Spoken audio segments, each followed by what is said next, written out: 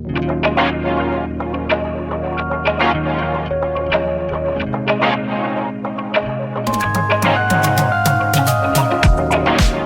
and welcome back to a new episode of Hot Pursuit, a podcast about creating conversations where nothing is off limits. This podcast is produced by Asian Boss Girl. Hi, my name is Emily. I'm the older sister you've always wanted. Hi, my name's Jen. I'm the cheese ball in your snack drawer. And I'm Madelyn, your girl who thinks everything really is that deep. I feel like sibling order is kind of like the new zodiac. I mean, it's not like a new zodiac, but you can tell so much about a person based off of where they fall in the sibling order. You can also tell which sibling they are just based off how they interact with you. Yeah. Can people guess what sibling order you guys are when they meet you? Have people tried to guess? Are they right? Are they wrong? Are you sharing them? They're right? They're right. Yeah, they're always right. I get a mix. Oh. What about you? There's less of my kind, so most people don't guess this one.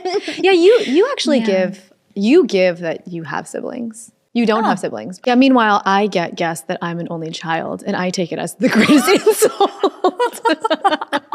Let's share our sibling order. I'm an only child. I'm an older sister to a younger sister. I am a younger sister to an older brother. So we got only child, older sister, baby of the family. We run the gamut. We do. Of sibling diversity. Yes. Yes, my intro is the older sister you've always wanted because I've always been an older sister and I had to become one, like the best older sister, because that was what was expected of me. You feel it's your responsibility in life. And so not only are you an older sister in reality to sweet baby Janelle, when you meet other people, you feel the responsibility to kind of be an older sister to everyone, which is why when you came on this podcast, you want to be an older sister to whoever's listening. So my sister and I are 2 years apart, 22 months to be exact.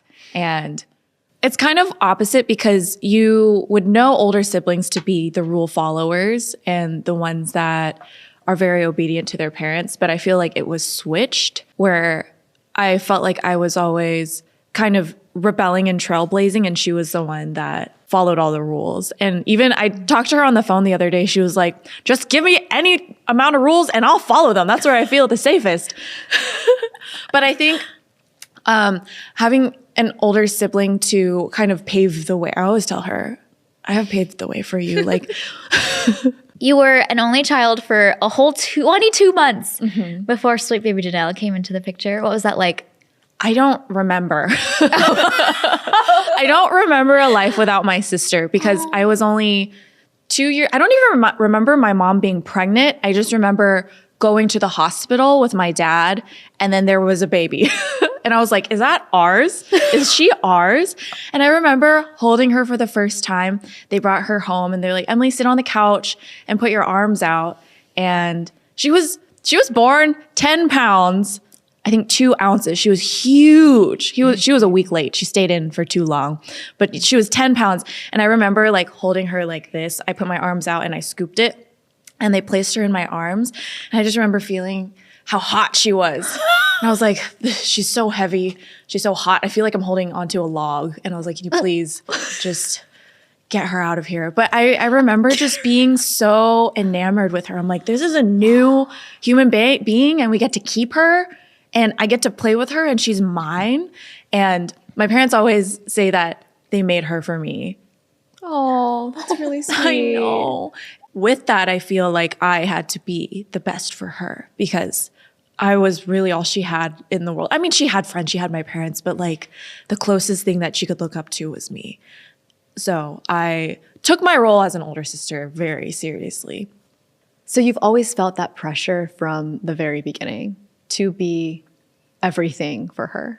Yeah, where did that pressure come from? And how did my parents. I remember my parents would say, like, you need to be a good example for Janelle because she doesn't know how to do things. You need to be a good older sister. And I'm like, I just got here 3-4 years ago. I don't even know how to do this. How am I supposed to be a good example? But they're like, oh, but you've lived 2 more years. So you have 2 more years of experience. So you can teach her. So she kind of got 3 parents and one who was just like freshly had learned this new lesson. And so I taught her a lot of what she knows now. Like she doesn't know any Chinese because when I went to preschool when she was just learning how to talk. And when I came back from preschool, I would speak to her in English. So she never absorbed any Chinese. And it was a consistent rhetoric growing up that my parents expected me to be a good example for her in terms of character and living my life. So anytime I had any misstep, it wasn't met with much grace because not only did I mess up, I showed her the wrong way to do something and then she would learn from that. So there was so much pressure in not making a mistake because if I did make a mistake, it felt like I would ruin her life. That was the messaging I was getting. Oh my gosh. Yeah. That's so heavy. It was heavy. It was so heavy up until maybe 2 or 3 years ago, she finally told me like, I apologized. I was like, I'm sorry I haven't lived a perfect life for you. And I've made all these mistakes.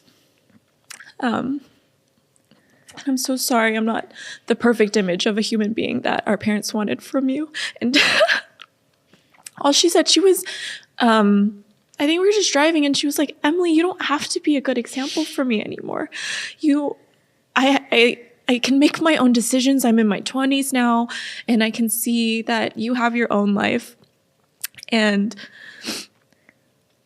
I know how to live my own life. I know how to make my own decisions. And you aren't the only example that I have to pull from. And that was so freeing to hear that from her. And I was like, thank you so much for saying that because I felt like that was my role on this earth to first figure out my life and then to help her figure out hers. And of course I would do that for her, but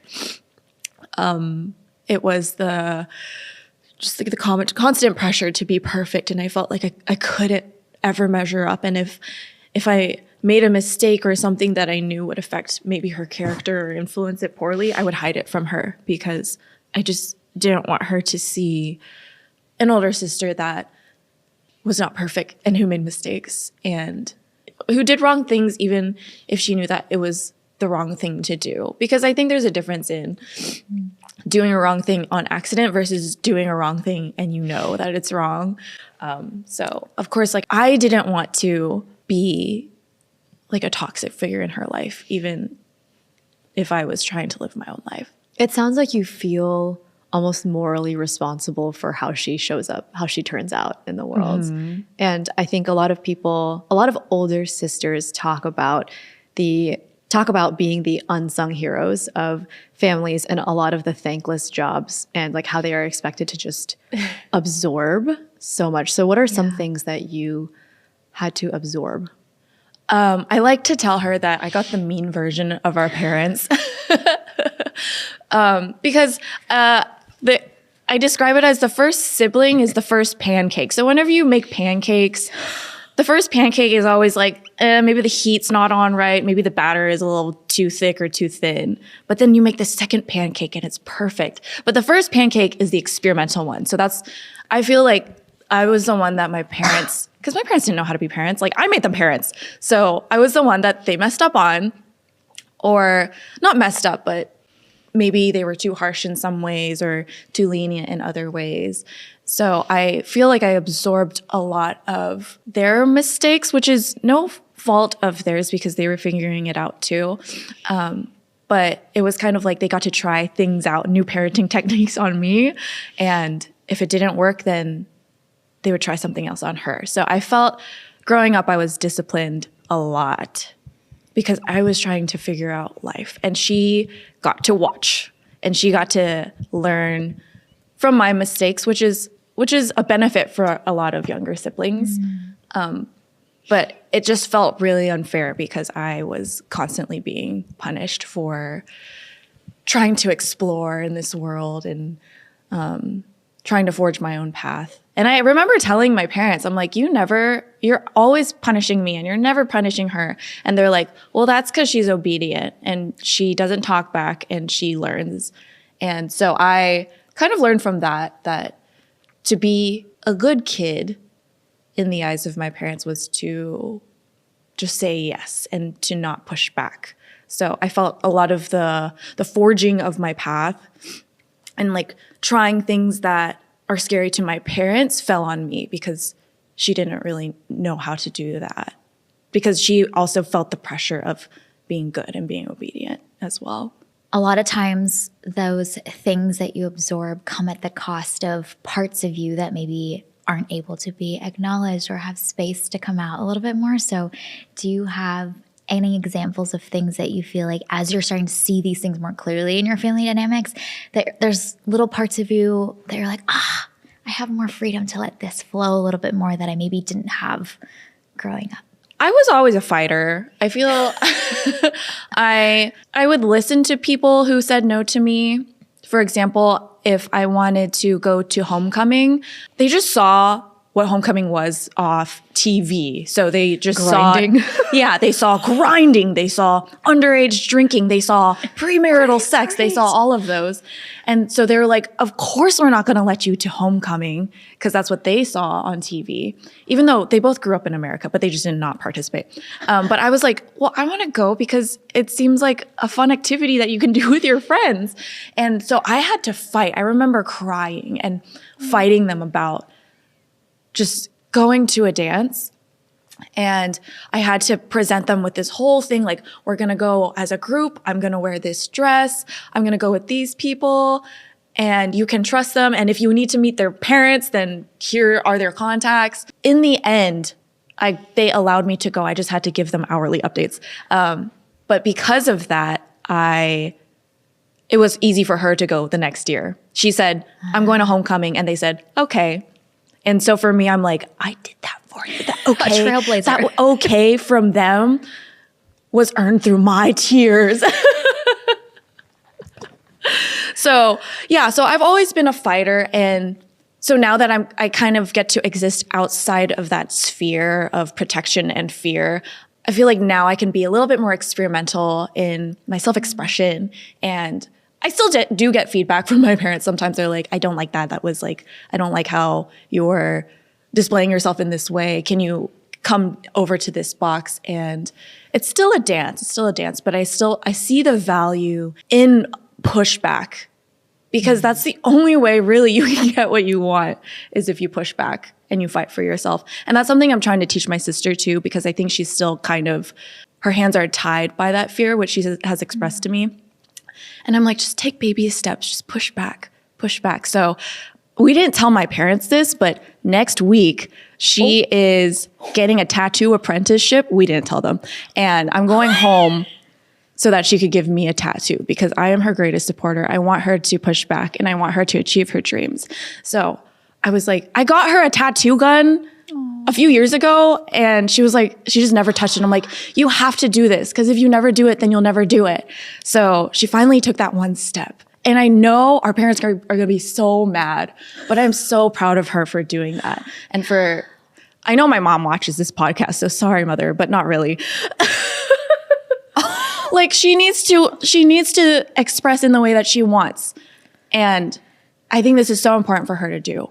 And I'm going to be there every step of the way supporting her. I was curious, when you meet other older siblings, do you find that you relate to them or like have camaraderie, or are the eldest sibling stereotypes, do you find to be true when you meet others that have similar experiences? Or is there a specific, like, it's eldest daughters that you relate to?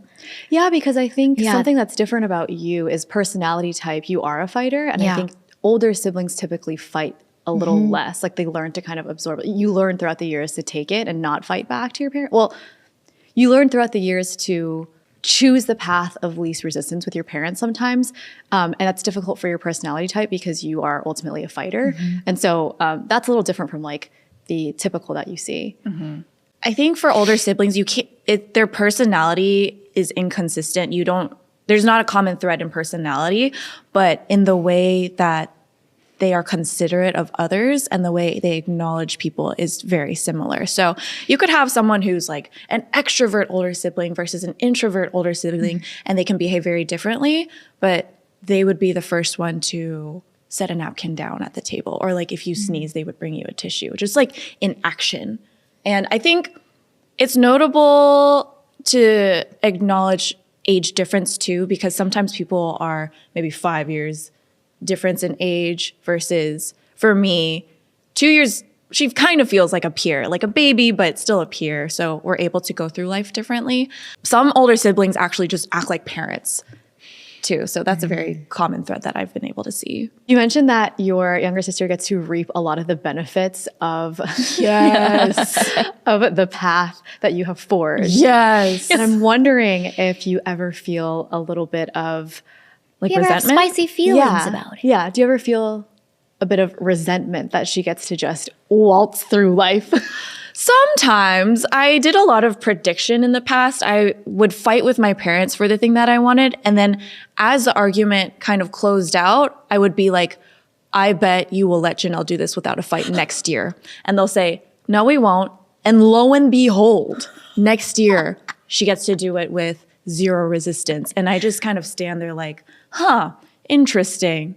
That's very interesting. So there was, of course, there's a bit of resentment, but at the same time, I feel proud that she's able to glide through life because of the stage that I set up for her. I remember the first time, like once I got my license, literally that evening, my dad was like, Janelle needs to be somewhere for school. Can you take her? So I was like, immediately, I'm like thrust into this, like, you have a privilege, but now you have a responsibility. So I felt like I was always driving her around, which I don't mind. I love hanging out with her, but it was kind of the being voluntold to do things without asking me if I was okay with that. That was just completely absent in my childhood. And I remember I give her crap for this story a lot. I never let her live it down. Every time she needed school supplies, we would go to Target. She's like, can you bring me to Target? I need to get some like markers or something. So we would go to Target. We would find her markers when we would line up. And then I would notice that she's not shuffling through her bag. And I'm like, Janelle, how are you expecting to pay for this? And she just looks at me with these giant eyes. She goes, your money? And I remember yelling at her. I'm like, you cannot expect me to pay for all of your school supplies. How do you think I get money? I'm only 16. So of course I paid for it because I love to spoil her and everything. But it's kind of like that learned expectation from her as well for me to take care of her. And I'm just like, who's going to take care of me? And I feel like that overarching emotion of like, no one's going to take care of me has been something that I've kind of carried throughout my lifetime. So whenever I get just like an ounce of care from anyone, namely an older sibling, it feels so nice because this is just not my normal mode of operating. So obviously 22 months in, a hot log was thrust upon you.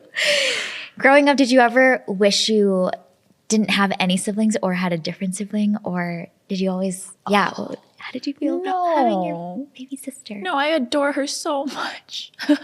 I can't imagine my life without her. She's just, our parents call her our sunshine because she was born with a full head of hair and she had like this sunshine clip and she just looked like a doll. I remember visiting her crib every single day and just checking in to see like, is the child okay?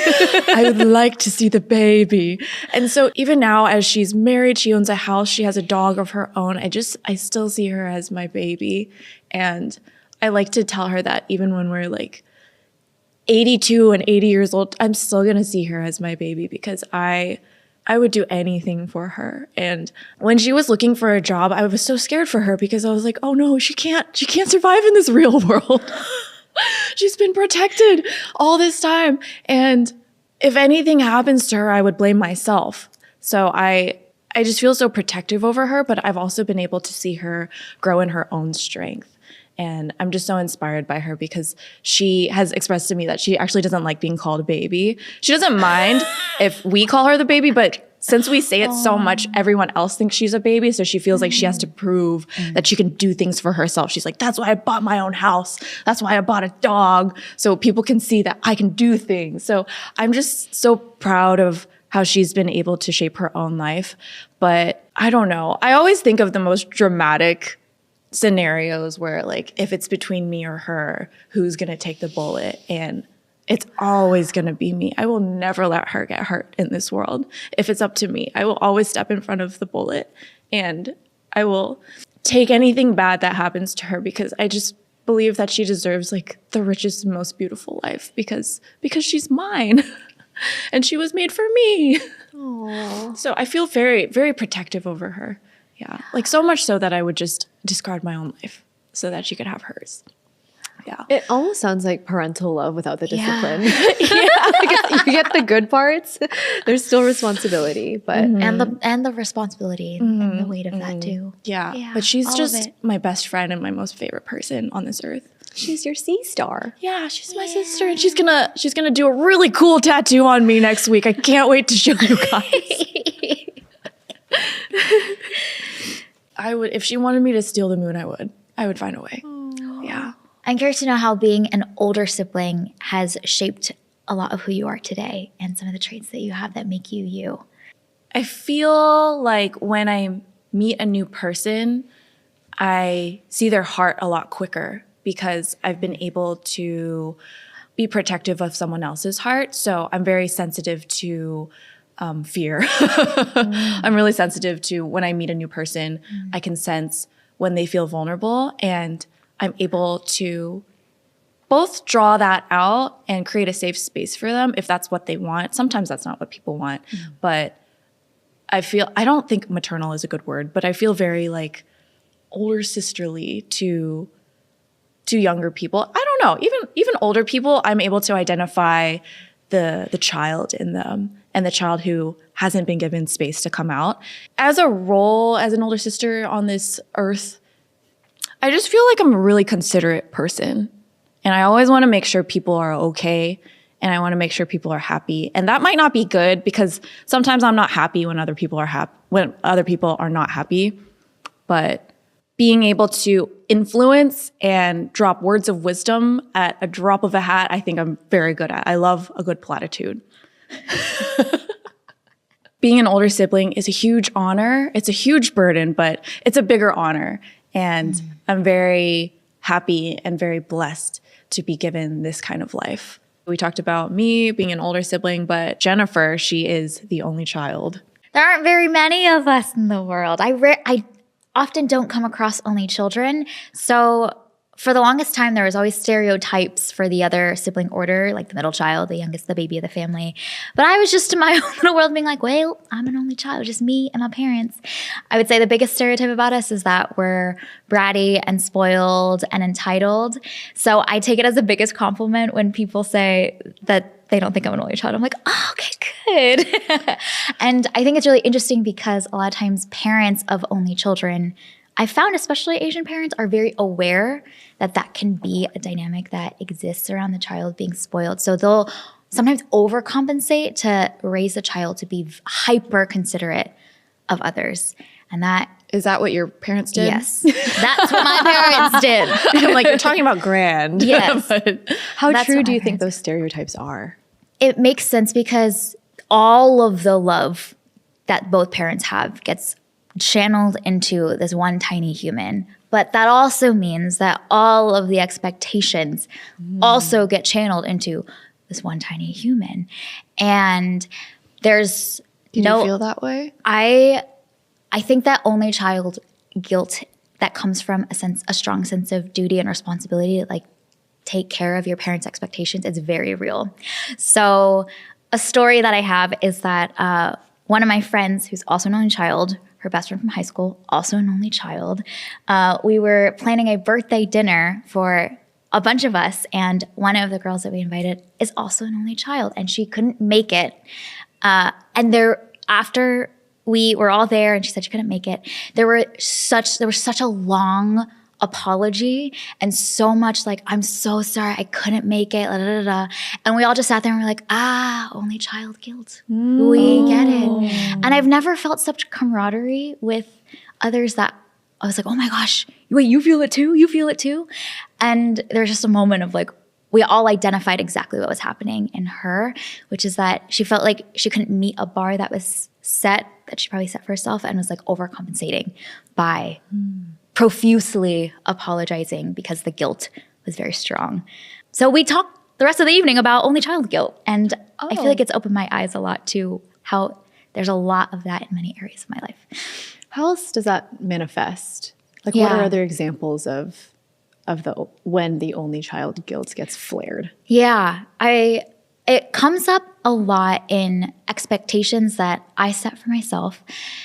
So it might come up at work, like I think I should have done this well, but then I didn't. Or showing up for a friend. I wanted to be able to have 3 hours to be able to talk with her about something that was happening, but I could only have 20 minutes. And then I'm like, oh, I couldn't show up for her. So it shows up in every area of my life. And it comes from the fact that when your parents set those expectations for you, you end up absorbing them and then kind of taking ownership of them and then setting them for yourself.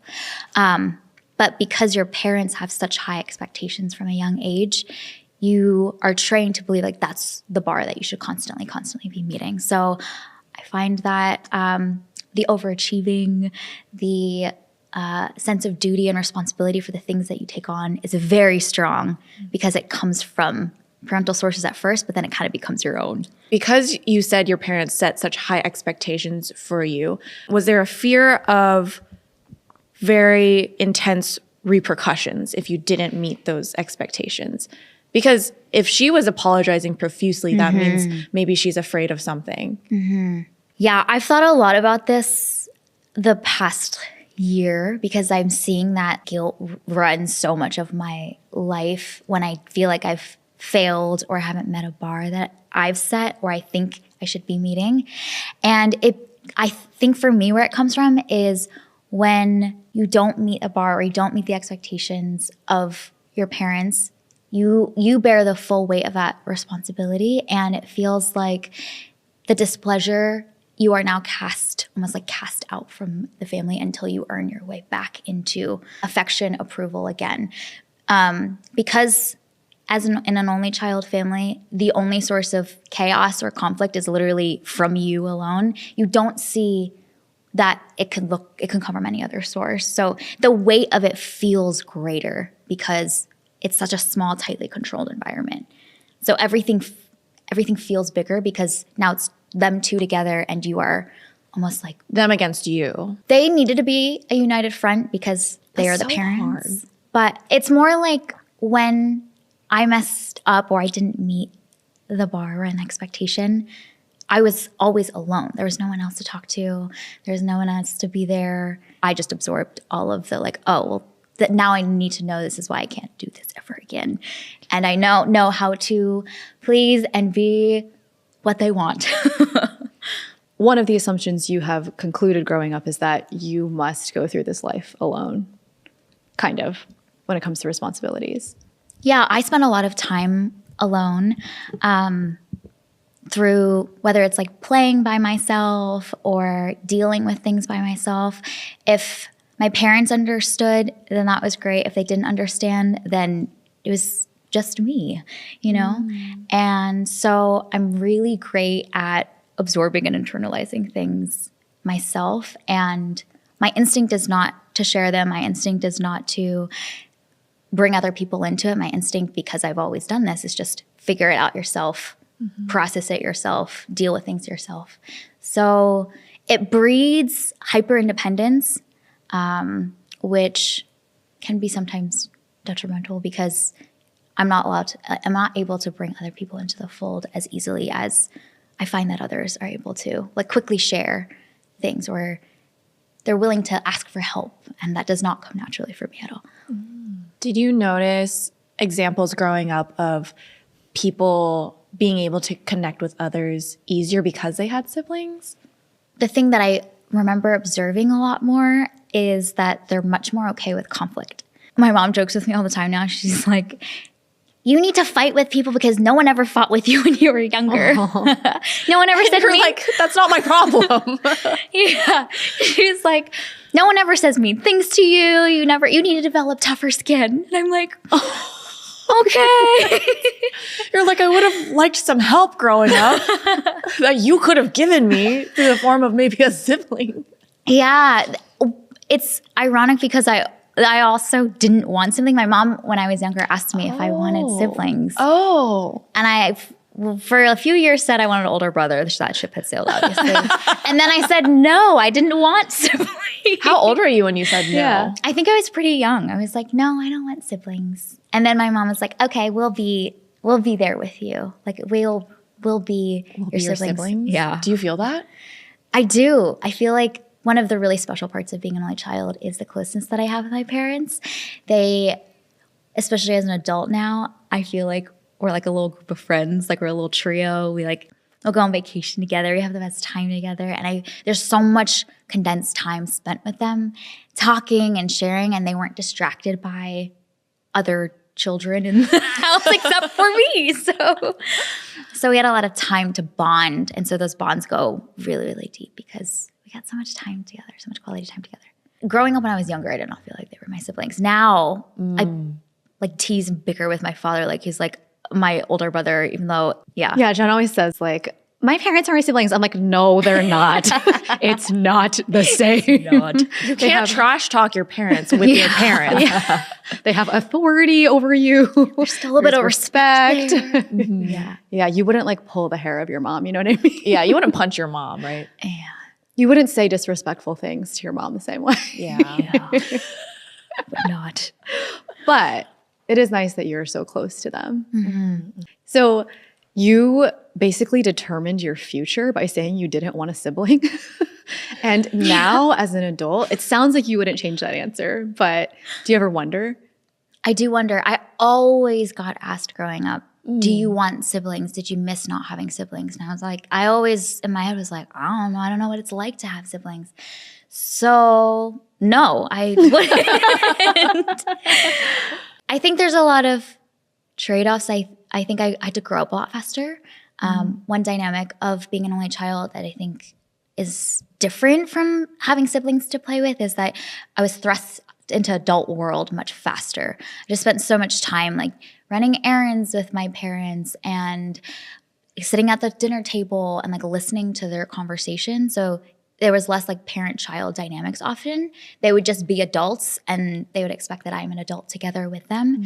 And so I think I was around adult world sooner than probably most children that maybe would play with their sibling. When my parents were buying a new house when I was in like 4th grade, we went to so many different open houses and they would just take me along and I would have my like games and stuff, but I often would just sit back and listen. I remember so many moments as a kid thinking back where I was just in the world of adults, listening to adult conversations and watching and observing all of the dynamics, how the real estate agent tried to sell the house, the way that the seller tried, like there's just, and I think that's just informed a lot of like hyper observant like awareness and sensitivity to people and little quirks and things that they do that I picked up on just from like having to be quiet and watch a lot as a kid. It's interesting that you attribute that to being an only child because I'm hearing you say all these things and I'm like, well, I feel like people with siblings do that as well. So I'm wondering like what specifically about that was like it was specific to being an only child, you know? Because I'm like, I hear you, I'm like, I went to open houses and listened to the same thing. And like I also like went and got groceries with my parents. So like how is that different in your perspective from like I think a lot of it is like maybe just the amount of time spent going along to and running errands with, and also like being sometimes the only kid at like adult parties and dinner parties. Like if you're just one more, they kind of just add you to the mix. As opposed to like childcare. Yeah, exactly. Like I was not growing up, like when we went to other people's houses and stuff, sometimes there were the kids' tables, but sometimes there weren't. And you're just at the adult table because you're like, I'll pull up a smaller chair, put a phone book on it and like be quiet. But then being quiet, I'm just like listening to everybody else. I think also play looked very different. A lot of independent solo play. My mom would tell me that she would often sometimes not schedule play dates for me because she wanted me to be able to be okay with and learn to play alone, which I thought was such an interesting, intentional choice. Yeah. But a lot of puzzles, a lot of like just solo absorbed time and like imaginative play where like nobody else is having a world build with you. Like you build the world by yourself, which is different from how I hear a lot of siblings play together where they'll play together versus a lot of times I was playing by myself. Do you find that you, like, is your default to choose to do things alone now that you are an adult and you've like experienced other relationships and like people that have siblings and you can think kind of outside of the paradigm of being an only child? Yeah, I think my instinct is always to just take care of, handle things by myself. because that's what I've always done. It's often not that I think that I should ask for help and then I choose not to. It's like I don't even think to ask for the help to begin with, because I think my default assumption is, okay, you can do it, figure it out, and no one will be there to help you anyway. And so even learning the muscle of asking for help, being in community, being with other people and asking for help is like a new muscle, because the default is, let me just do it. One time I ordered a sofa for this new apartment that I was moving into in Seattle, and it was so big, and I lugged it all the way up to my apartment by myself. And I was so frustrated and tired, and I literally sat on the floor and I cried. And then I was like, why didn't I ask for help for this? I was just sitting there with like these giant cardboard boxes being like, I can't do it. Which is my gosh. part of being like maybe single female living alone, but also instinct is the package came, I'm going to bring it up. And it never even crossed my mind to be like, oh, let me text a friend to see if they're free. Not Very independent. very independent. Do you have someone in your life that is the closest thing to a sibling? Yeah. I find that only child friendships are really special, because they know what it's like to do a lot of life alone, and they also don't have siblings in their life. And so you almost feel like chosen sisters in a way. So one of my good friends from college is like that. She's also an only child. Our family growing up dynamics are so similar. And so we experience a lot of the same like burdens, traumas, and also like tendencies that we're learning and unlearning all at the same time now. But she feels like a chosen sister. And it's funny when our parents are visiting us in town, they'll like take both of us out to dinner as if like, that's so we're one sweet. family. And both of our parents to the other will be like, thank you so much for being here, helping take care of her, being there with her. And so seeing our parents almost like adopt us into each other's families is really sweet. That's so sweet. Yeah. When you have the option to have your own family, do you want to have one child or multiple children? Ooh, I get asked this question a lot too by people, because they're like, did you like it enough to want it yourself? Yeah. When I was younger, I wanted 3 kids because I thought it'd be cool to have a bigger family. Now that I get older, I think it's really beautiful to have just one kid, because the bonds that you have with them are so special. I think I got lucky with 2 parents that really grew together with me and are so fun now. Especially I think the sweetness of being an adult now and not being a child and getting to be friends with them is really special. And the closeness is unparalleled. Like we're just a little trio. And so to be able to have that and pour all of my love into this one person would be fabulous. I would like to not replicate pouring all of the expectations into the child so they're not crushed under the weight of that. But all of the love can go to that one child, and just to have that closeness, I think, is so special that I'd want to create again. Yeah. You noted that all of their expectation is placed on you. Is that something you still feel today? And is that something you feel like you're going to feel for the rest of your life? Like, do you feel like you cannot disappoint them even now? Well, first of all, I'm great at being the perfect daughter. I know how to do it very well.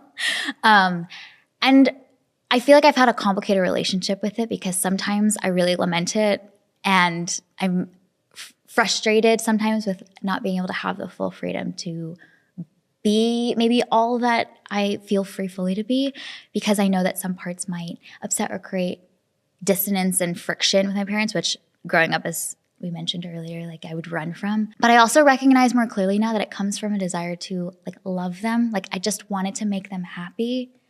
But sometimes loving someone at the cost of yourself is also not good either.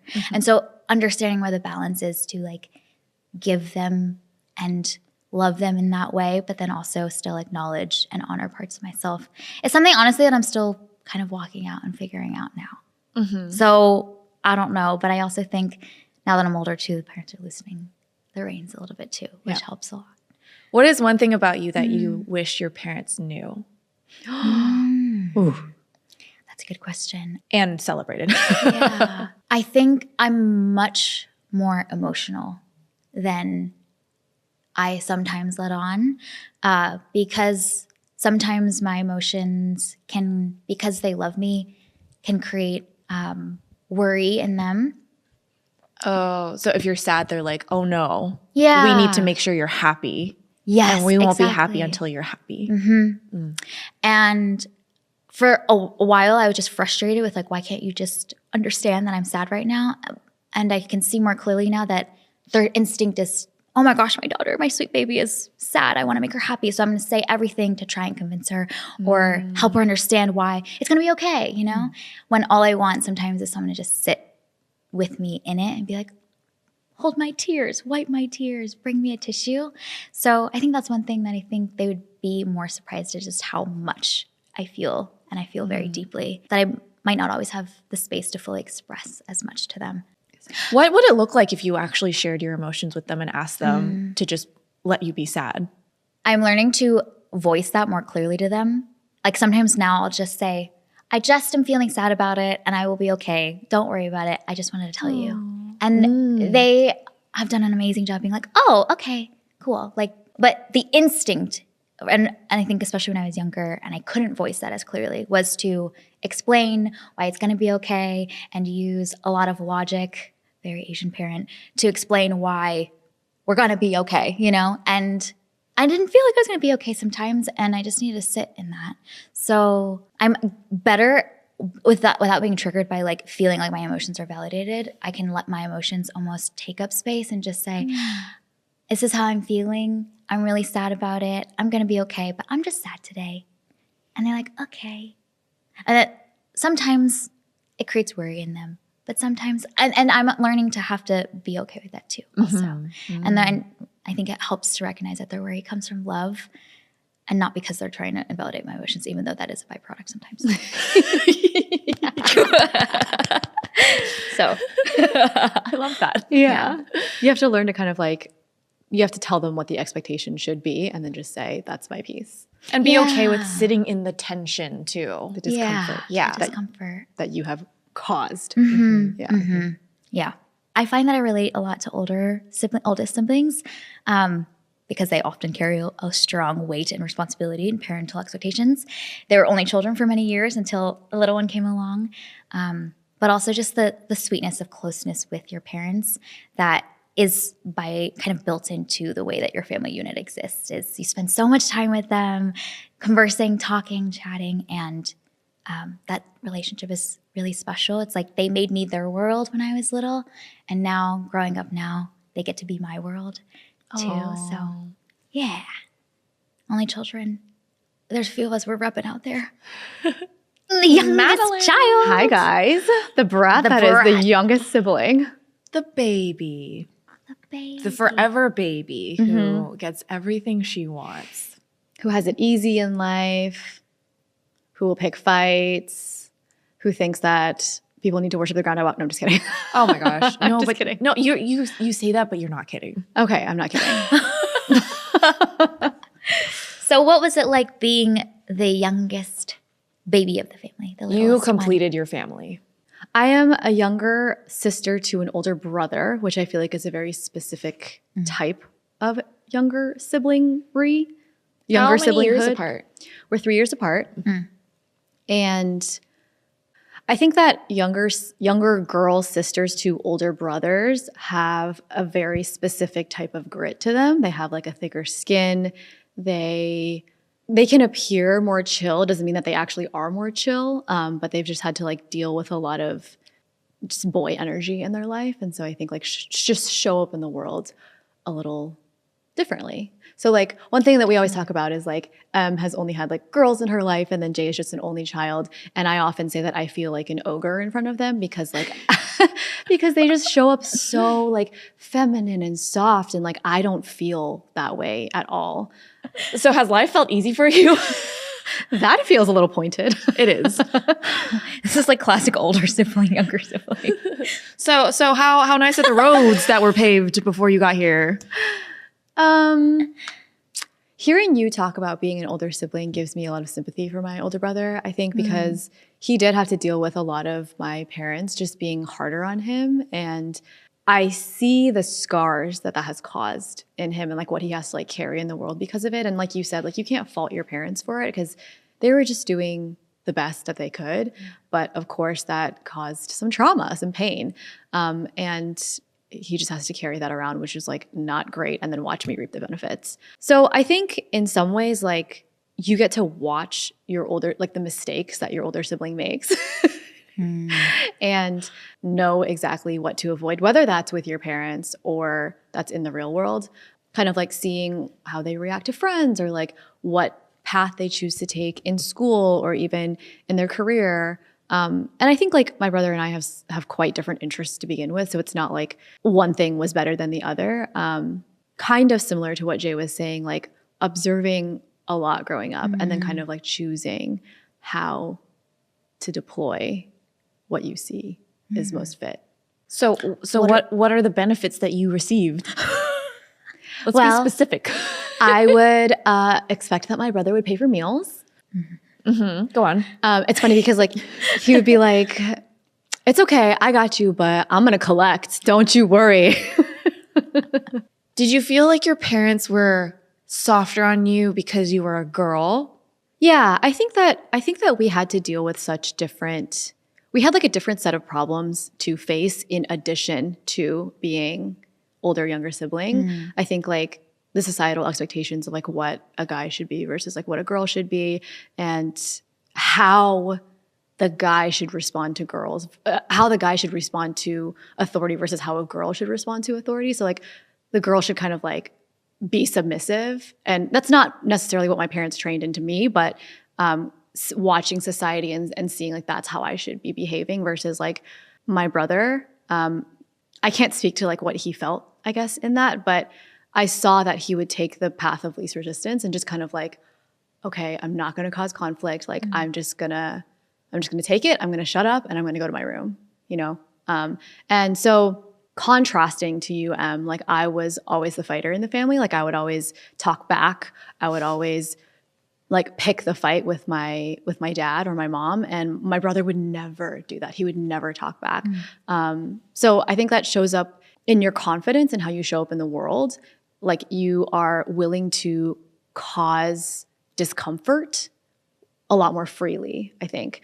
Like, how did you almost feel, like learn to feel comfortable causing discomfort, chaos, friction in your family?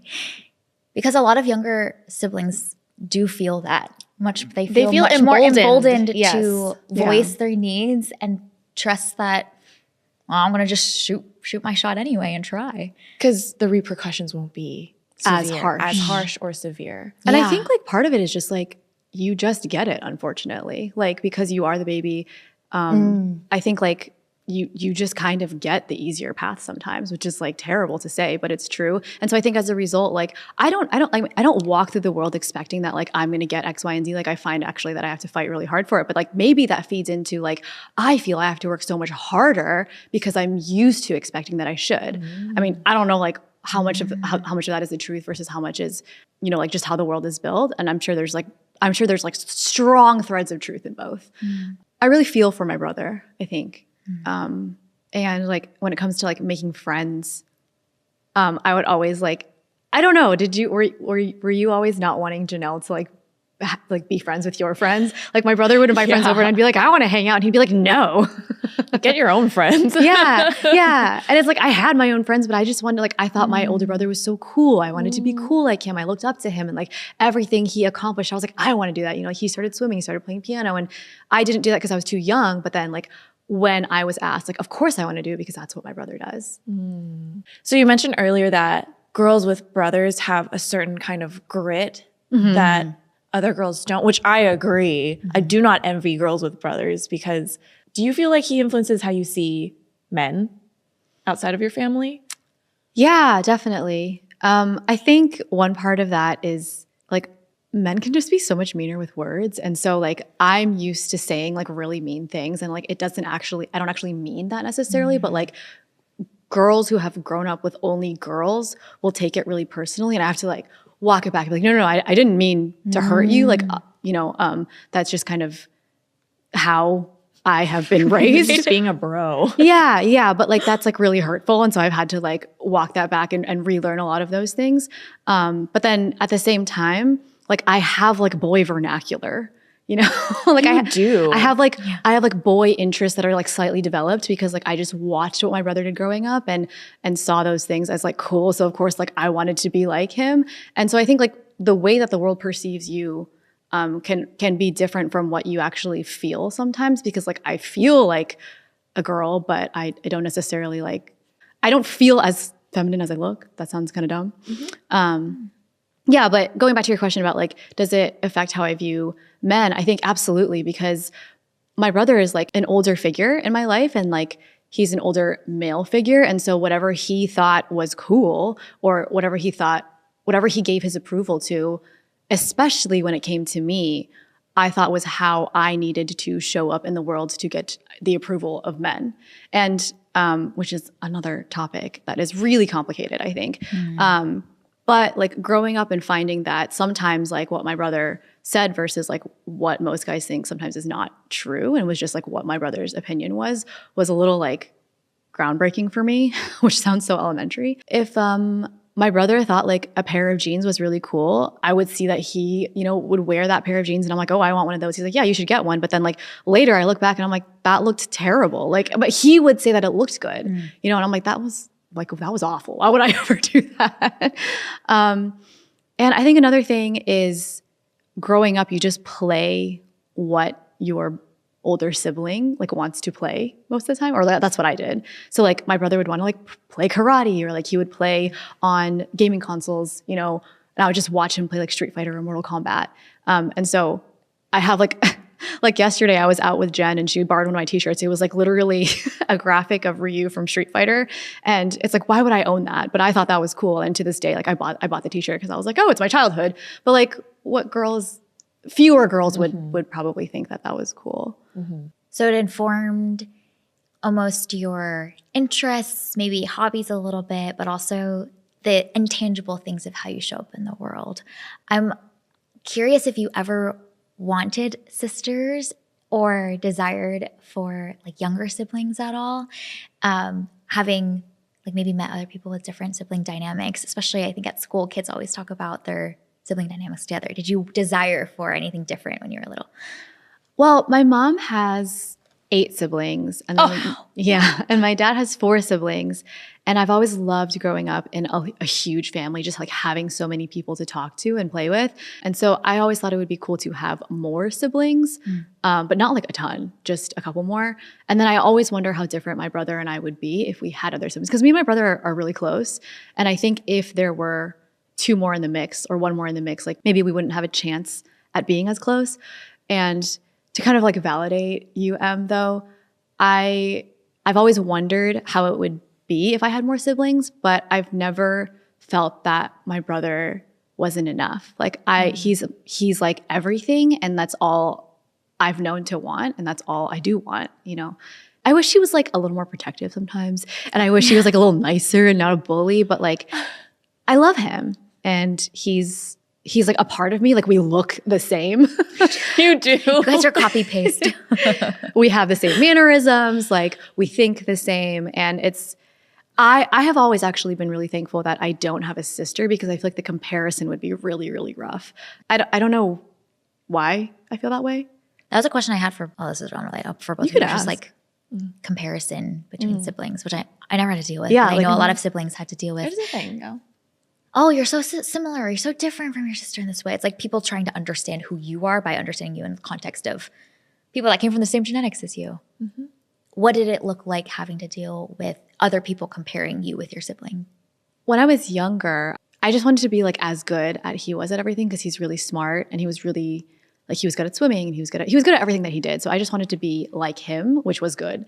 But then I think like as we got older, we just kind of diverged in paths, and there is not so much comparison anymore.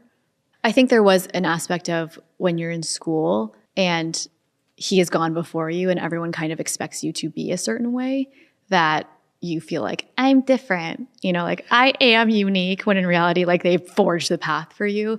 And it's actually a good thing. I don't know, you kind of have to fight for your uniqueness, I suppose, is what it feels like. Do you feel like there's parts of his personality that you adopted? Yeah, for sure. Because I like looked up to him so much. And like to this day, like there's so many parts of him that are just the core of my being. I think I would watch how he shows up with his friends, like in his friend group, and the responses that he would get. And so I've just kind of like modeled myself off of what I would see as successful. And since he's cool, like he's very like much cooler than I will ever be, I've gotten to reap the benefits of like the cool hack, even though I am not naturally cool. But you know how to perform it. I know how to, I know how to perform cool, but I mean, you might disagree, but I can act cool, even though I'm not cool on the inside. I think you're cool. Oh, thanks. You're very cool. So you've heard a spread of three very different family dynamics. I feel like we've covered almost all variables, like siblings, no siblings, older, younger, and sisters and brothers. And I think the common thread has been like they've really informed who we are today, some of the character traits that we have, how we show up in the world, some of our tendencies, some of our greatest strengths have all come from our little family worlds. And so if we want to understand more deeply like who we are and who we each are, seeing how we exist in our worlds of our families is essential. So I think the conclusion is basically sibling order is the new horoscope. Or it's always Is it true? It's always been a horoscope. Yes. And it's always been a very accurate identifier of who you are as a person, how you exist in this world. If you had to guess what we were before us telling you, what would you have guessed each of us were? Let us know in the comments. Yes. We are on YouTube, Spotify, Apple Podcasts, wherever you get your podcasts. We love to hear from you. So leave a comment below. Let us know your sibling order, how that has played into how you exist in this world. We love to hear from you. Hot Pursuit out!